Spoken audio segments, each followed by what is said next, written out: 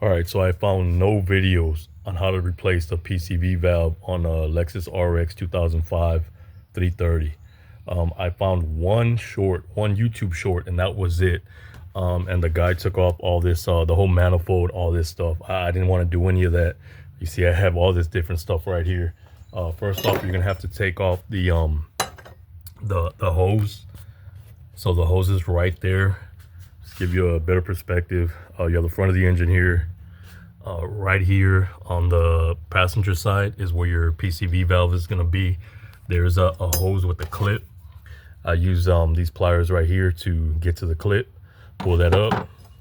Then I use this to kind of shimmy in the bottom of the hose and kind of pry it up. You can try to use this. I try to use this, but I really didn't want to damage the hose, so I don't want to mess with this too much. All I did was, again, I just took this. I tried to use a flathead. That didn't work. So I went on to, I had have all my stuff out here trying to get this out. But anyway, I had this right here. This was too big, didn't work. So this little pry bar right here worked out great. Right now I'm having an issue in getting the actual the PVC valve removed. Now I got it loose. It's just taking a lot of time getting that out. Believe it or not, I had the most success with this this little whatever it's called, plumber's wrench. I started out with this right here. This broke it loose. The only thing is it's really tight back here.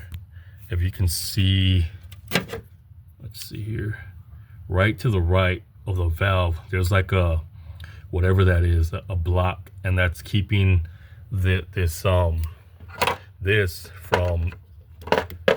kind of getting in there.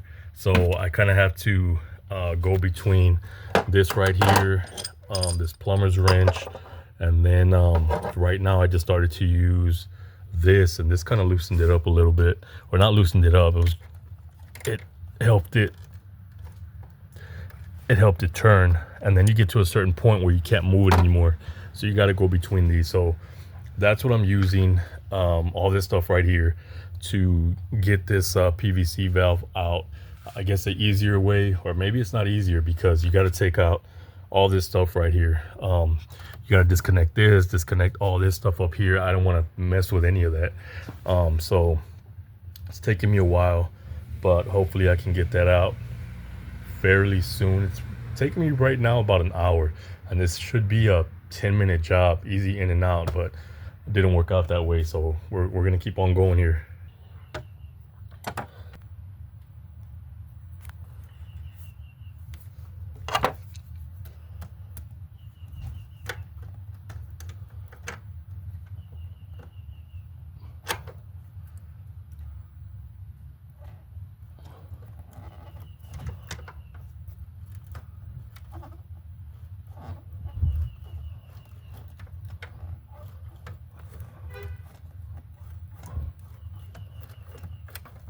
Okay, so right there, I think I can,